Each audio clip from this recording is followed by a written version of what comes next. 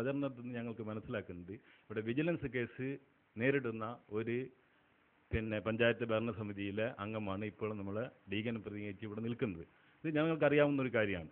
ഇതിൽ അഴിമതി വെറുതെ പറയുന്നതാണ് എന്ന് പറയുന്നതിന് പകരം ഈ കേസിൽ ഞാൻ നിരപരാധിയാണെന്ന് കണക്കുകളുടെ അടിസ്ഥാനത്തിൽ പറയുന്നതായിരിക്കും ജനങ്ങൾക്ക് മനസ്സിലാക്കാൻ ഉതകുക. മൊത്തത്തിൽ ഈ LDF ഞങ്ങൾ അഴിമതി ഇല്ലാത്തവരാണ് എന്ന് പറയുന്നതിന് പകരം ഇവിടെ എണ്ണി പറയുന്ന ഒരുപാട് അഴിമതി കേസുകളുണ്ട്. ഞാൻ 16-ാം വാർഡിലുള്ള ആളാണ്. അവിടെ ഇപ്പം ഏറ്റവും അവസാനം നടന്ന പഞ്ചായത്തിൻ്റെ ഒരു പാലം ഉദ്ഘാടനവുമായി ബന്ധപ്പെട്ട് ഒരു ദിവസം രാത്രി പ്രത്യക്ഷപ്പെട്ട ഒരു ബോർഡ് ഉദ്ഘാടനം നടന്നത്. അന്ന് പത്രവാർത്ത വന്നു അങ്ങനെ ഒരു ഉദ്ഘാടനമോ പാലമോ ഇല്ല എന്ന്. രണ്ടാമത്തെ ദിവസം ആ ബോർഡ് അതേപോലെ കൊണ്ടുവച്ചവരെ പിറ്റേന്ന് എടുത്ത് മാറ്റിയ ഒരു സംഭവമാണ് എൻ്റെ വാർഡിൽ ഞാൻ കണ്ടത്. വേറൊരു വാർഡിൽ 3 ലക്ഷം രൂപ ഫണ്ട് അനുവദിച്ചതിന് 1 ലക്ഷം എന്ന് പറഞ്ഞുകൊണ്ട് റോഡിൽ പണി നടന്നില്ല എന്ന് ആ ഗുണഭോക്താക്കളായ ആ പരിസരവാസികൾ കംപ്ലൈൻറ്റ് പറഞ്ഞൊരു സംഭവം നമുക്കറിയാം. അപ്പോൾ ഒരുപാട് സംഭവങ്ങൾ ഞങ്ങൾ കേൾക്കുന്നുണ്ട്. അതുകൊണ്ട് അത്തരം കാര്യങ്ങളിൽ കുറച്ചും കൂടി ഡീപ്പായിട്ടുള്ള വിശദീകരണം. അഴിമതിയെക്കുറിച്ച് കുറച്ചുകൂടി വിശദീകരണം. നേരത്തെ പറഞ്ഞ പോലെ അഴിമതി നടക്കാനാണ് പഞ്ചായത്തുകളിൽ സാധ്യത എന്നുള്ളതാണ് മൂസ മാസ്റ്റർ പറയുന്നത്. എന്തുകൊണ്ടാണ് തുടർച്ചയായി അഴിമതി ആരോപണങ്ങൾ വരുന്നത്? ഇതിന് മറുപടി പറയുന്നതിന് മുമ്പ് നേരത്തെ TP കുമാരൻ പറഞ്ഞ ഒരു കാര്യത്തിനൊരു വിശദീകരണം നൽകാം. ഇവിടെ അദ്ദേഹം പറഞ്ഞു വാണിമേൽ ഗ്രാമപഞ്ചായത്ത് പുതുക്കയം ചിറ്റാറി റോഡിന് ഒരു ഫണ്ടും അനുവദിച്ചില്ല. അതുകൊണ്ട് ഞങ്ങൾ ഗവൺമെന്റിൽ നിവേദനം കൊടുത്ത് ഞങ്ങൾ ഫണ്ട് വാങ്ങി 2.5 കോടി രൂപ ഞങ്ങൾ വാങ്ങി ഫണ്ട് അനുവദിച്ചിട്ടുണ്ട്. അതേ TP കുമാരനോട് ഞാൻ ചോദിക്കുന്നു, കല്ലാച്ചി വാണിമേൽ റോഡിന് വാണിമേൽ ഭരണസമിതി ഒന്നും ചെയ്യുന്നില്ല നിങ്ങൾ പറയുന്നു. എന്തുകൊണ്ട് നിങ്ങൾക്ക് അതുപോലെ ഒരു നിവേദനം മന്ത്രിക്ക് കൊടുത്തിട്ട് ഒരു 2.5 കോടി റുപ്യ ഇതിന് അനുവദിച്ചുകൂടെ എന്നുള്ള ഒരു ചോദ്യം എൻ്റെ മനസ്സിൽ സ്വാഭാവികമായും അതുപോലെ പ്രേക്ഷകരുടെ മനസ്സിൽ സ്വാഭാവികമായും ഉയർന്നു വന്നിട്ടുണ്ടാകും. ആ ചോദ്യം ഞാൻ ഉന്നയിക്കുകയാണ്. പിന്നെ ഇവിടെ പറഞ്ഞിട്ടുള്ള ചില കാര്യങ്ങൾ ഒന്ന് പറയുന്നത് ഈ ജനകീയ മുന്നണിക്കാർ പറയുന്നത് അവർ ഈ ഗ്രൗണ്ടിൽ ഇരുന്ന് കളി കാണുന്നവരാണ്. ഞങ്ങൾ LDFും UDFും കളിക്കുന്നവരാണ്. അപ്പോൾ കളി കാണുന്നവർക്ക് അങ്ങനെ അടിക്കാം, ഗോൾ ഇങ്ങോട്ട് തിരിക്കാം, അങ്ങോട്ടൊക്കെ എന്നൊക്കെ ഇങ്ങനെ തോന്നും. ആ തോന്നൽ മാത്രമാണ് ജനകീയ മുന്നണിക്കാർക്കുള്ളത്. അതുകൊണ്ട് ഞങ്ങൾ കളിക്കുമ്പോൾ അത് പുറത്തിരുന്ന് കാണുന്നവർക്ക് നല്ല സുഖം ഉണ്ടാവും. അപ്പോൾ ഞങ്ങൾ പറയുന്ന വിമർശനങ്ങൾ പ്രതിപക്ഷം ഭരണപക്ഷം അതൊരു ജനാധിപത്യത്തിൽ സ്വാഭാവികമായി ഉണ്ടാകും. അപ്പോൾ പ്രതിപക്ഷത്തിന്റെ വീഴ്ചകൾ ചൂണ്ടിക്കാണിക്കുക എന്നുള്ളത് ഭരണപക്ഷത്തിന്റെ വീഴ്ചകൾ ചൂണ്ടിക്കാണിക്കുക എന്നുള്ളത് പ്രതിപക്ഷത്തിന്റെ ധർമ്മമാണ്. അത് ഞങ്ങൾ ചിലപ്പോൾ കുറച്ചുകൂടി കൂടുന്നുള്ളത് മാത്രമേ ഉള്ളൂ. ഞങ്ങൾ ഇല്ലാത്തതും ചിലപ്പോൾ പറയും. അപ്പം അതുകൊണ്ട് ജനങ്ങൾ വിചാരിക്കുക കേരളത്തിൽ മൊത്തം നടക്കുന്നത് അഴിമതിയാണ്. അത് ഈ ജനകീയ മുന്നണിക്കാരെ പോലുള്ളവരൊക്കെ ഇങ്ങനെ കണ്ടിട്ട് അതിങ്ങനെ വിശ്വസിച്ചിട്ട് മൊത്തം രാജ്യത്ത് കുഴപ്പമാണ് എന്ന് വരുത്തി തീർക്കുക, അങ്ങനെ ഒരു നെഗറ്റീവ് മൂഡ് ജനങ്ങളുടെ മനസ്സിൽ ഉണ്ടാക്കുക എന്നുള്ളതാണ് അവരൊക്കെ ഉദ്ദേശിക്കുന്നത്. അവരുടെ പ്രസംഗമൊക്കെ അങ്ങനെയാണ് വരുന്നത്. അതുകൊണ്ട് ജനകീയ മുന്നണിക്കാരോട് ഞങ്ങൾക്ക് യാതൊരു വെറുപ്പുമില്ല. അവർ മത്സരിച്ചോട്ടെ.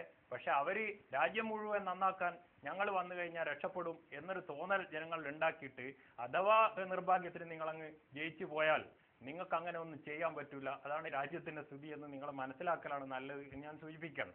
പിന്നെ അതുപോലെ ഇവിടെ ചില കാര്യങ്ങൾ പറഞ്ഞു അഴിമതിയെക്കുറിച്ച്. അഴിമതി എന്ന് പറഞ്ഞ ഇപ്പോൾ ഇവിടെ കുറേ റോഡുകൾ പറഞ്ഞു. ഒരു പാലം ഉദ്ഘാടനം ചെയ്തിട്ട് ആ പാലത്തിന്റെ ബോർഡിലാണ് തെരഞ്ഞെടുപ്പ് പ്രഖ്യാപിച്ചു. ഞങ്ങൾ പാലത്തിന്റെ ഉദ്ഘാടനം തീരുമാനിച്ചു. അങ്ങനെ തെരഞ്ഞെടുപ്പ് പ്രഖ്യാപിച്ച ആ ദിവസമായിരുന്നു ഞങ്ങൾ പാലത്തിന്റെ ഉദ്ഘാടനം തീരുമാനിച്ചത്.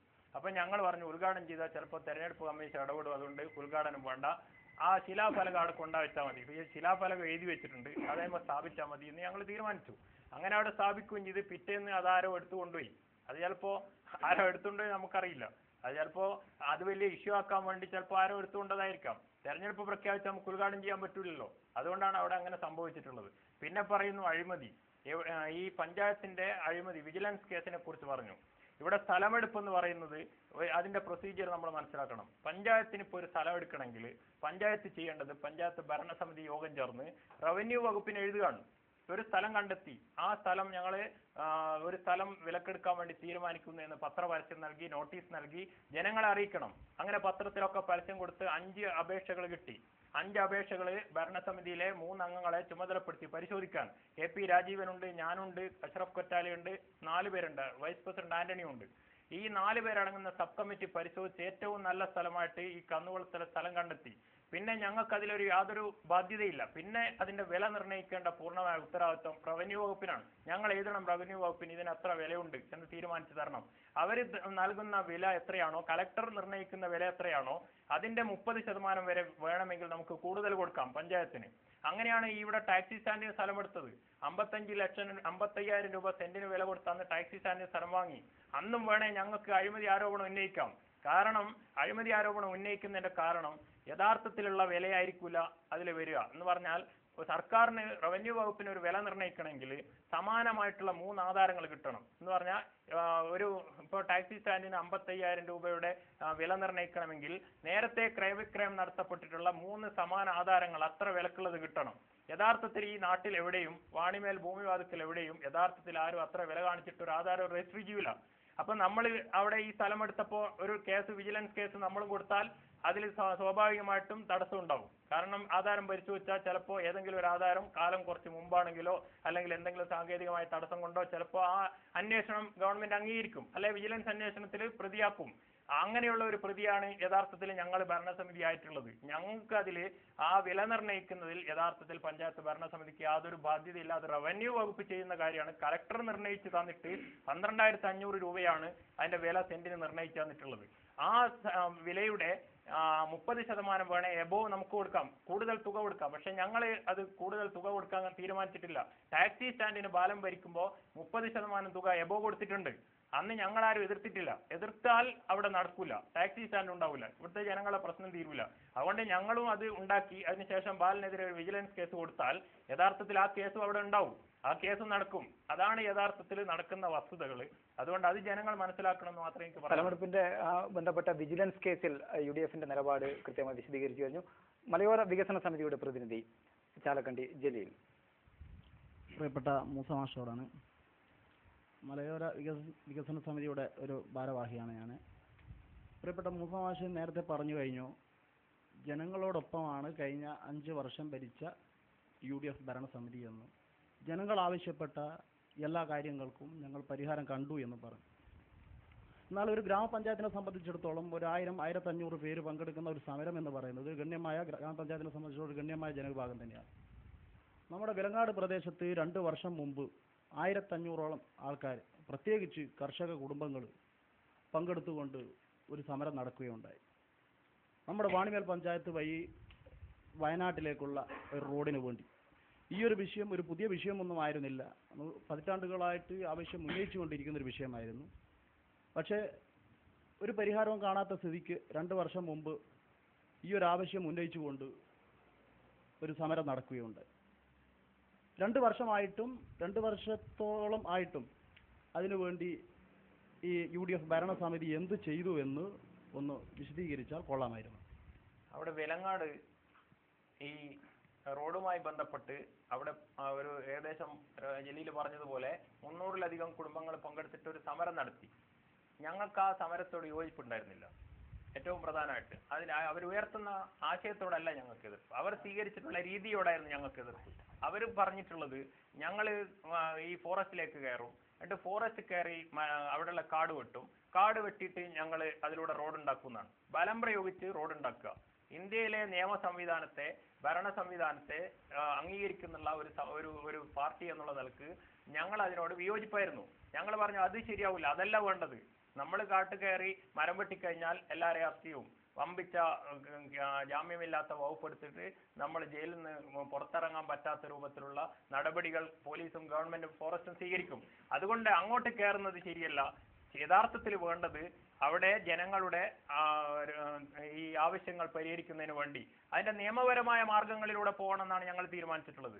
അതിനുവേണ്ടി ഞങ്ങൾ ഭരണസമിതി അതിന് നിയമപരമായിട്ടുള്ള ഒരു അപേക്ഷ സമർപ്പിക്കണം. ഇതുവരെ മന്ത്രി പറഞ്ഞിട്ടില്ല. നമ്മുടെ കഴിഞ്ഞ ഈ പാർലമെന്റ് തെരഞ്ഞെടുപ്പ് സമയത്ത് ഭൂമിവാദത്തിൽ അങ്ങാടിയിൽ വന്നിട്ടാണ് ബിനോയ് വിശ്വം പറയുന്നത്, 4.5 കൊല്ലം അദ്ദേഹം വനംവകുപ്പ് മന്ത്രിയായിട്ടും നമ്മളോട് പറയാത്തൊരു കാര്യം, നിങ്ങൾ ഈ വയനാട് റോഡ് വേണമെങ്കിൽ നിങ്ങൾക്ക് ഒരു നിയമപരമായിട്ടുള്ള ഒരു അപേക്ഷ കൊടുക്കണം. ആ അപേക്ഷ കൊടുത്താൽ മാത്രമേ നിങ്ങൾക്ക് ഇതിന് അംഗീകാരം കിട്ടുള്ളൂ എന്ന് പറഞ്ഞപ്പോൾ ഞങ്ങൾ പറഞ്ഞു അതിന് അപേക്ഷയ്ക്ക് എന്തെല്ലാം വേണമെന്നുള്ള ഞങ്ങൾ ശേഖരിച്ചു. അങ്ങനെ ആദ്യം ചെയ്യേണ്ടതിന് ഒരു സർവേ നടത്തണം, സർവേ റിപ്പോർട്ട് ഉണ്ടാക്കണം. അപ്പോൾ അതിനുവേണ്ടി ഫോറസ്റ്റ് കയറി സർവേ നടത്താൻ നമുക്ക് പഞ്ചായത്തിന് കഴിയില്ല. അതിന് ഫോറസ്റ്റ് വകുപ്പ് അതിന് അനുമതി നൽകണം. അപ്പോൾ പഞ്ചായത്ത് ഭരണസമിതി കൂടി യോഗം ചേർന്ന് ഫോറസ്റ്റ് സർവേ നടത്താൻ വേണ്ടി അനുമതിക്ക് വനവകുപ്പിന് അപേക്ഷിച്ചു. അങ്ങനെ അവരെ അപേക്ഷിച്ചിട്ട് 5 മാസത്തോളം അവർ ആ അപേക്ഷ പെൻഡിങ്ങിൽ നിർത്തി. അവിടെ നിന്ന് അനുമതി കിട്ടിയില്ല. ബഹുമാന്യനായ മന്ത്രിയോട്, വനംവകുപ്പ് മന്ത്രിയോട് നിരവധി തവണ നമ്മൾ ആവശ്യപ്പെട്ടു. ആ കടലാസ് ഒന്ന് വേഗത്തിലാക്കി ഒന്ന് തിരിച്ചയക്കണം എന്ന് പറഞ്ഞപ്പോൾ അത് തിരിച്ചയച്ചില്ല. 5 മാസത്തോളം അതവിടെ പെൻഡിങ് കിടന്നു.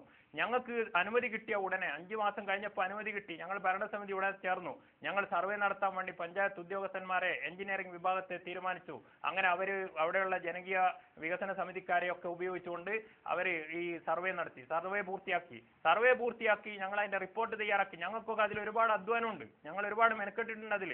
അങ്ങനെ സർവേ റിപ്പോർട്ടൊക്കെ തയ്യാറാക്കി ഞങ്ങൾ അപേക്ഷ, അതിൽ വേണ്ട കാര്യങ്ങളൊക്കെ ശരിയാക്കി ഞങ്ങൾ ഡിവിഷണൽ ഫോറസ്റ്റ് ഓഫീസർക്ക് അപേക്ഷ സമർപ്പിച്ചിട്ടുണ്ട്. ഇനി അപേക്ഷ സമർപ്പിച്ചാലും മാത്രമൊന്നും ഈ കാര്യങ്ങൾ നടക്കൂല. ഇനി ഒരുപാട് കടമ്പകൾ അതിനപ്പുറത്ത് കടക്കാറുണ്ട്. ഇനി ആ അപേക്ഷ സ്വീകരിച്ചുകൊണ്ട് അവിടെയുള്ള അന്വേഷണം നടക്കണം. അന്വേഷണം നടന്നിട്ട് അതിന്റെ നഷ്ടപരിഹാരം കൊടുക്കണം. എത്ര ഫോറസ്റ്റ് നഷ്ടപ്പെടുന്നുണ്ടോ അത്രയും നഷ്ടപരിഹാരം കൊടുക്കണം. അതെല്ലാം കൊടുക്കാൻ പഞ്ചായത്ത് തയ്യാറാണെന്ന് പറഞ്ഞിട്ട് നമ്മൾ തീരുമാനം എടുത്തിട്ട് നമ്മൾ കൊടുത്തിട്ടുണ്ട്. നമ്മുടെ ബാധ്യത നമ്മൾ പൂർണ്ണമായിട്ട് 100% ആത്മാർത്ഥതയോടുകൂടി നമ്മൾ ചെയ്തിട്ടുണ്ട് എന്നുള്ളതാണ് നമ്മുടെ വിശ്വാസം. ചുരമില്ലാത്ത വയനാട് റോഡിനെ പറ്റിയുള്ള ആത്മാർത്ഥമായ പരിശ്രമം ഗ്രാമപഞ്ചായത്തിന്റെ ഭാഗത്ത് ഉണ്ടായിട്ടുണ്ട് എന്നുള്ളതാണ് പറയാനുള്ളത്. ഇനി നമുക്ക് ചോദിക്കാനുള്ളത് പ്രതിപക്ഷ കക്ഷിയുടെ നേതാവ് എന്നുള്ള നിലയിൽ ശ്രീ ടി.പി. കുമാരനോടാണ്.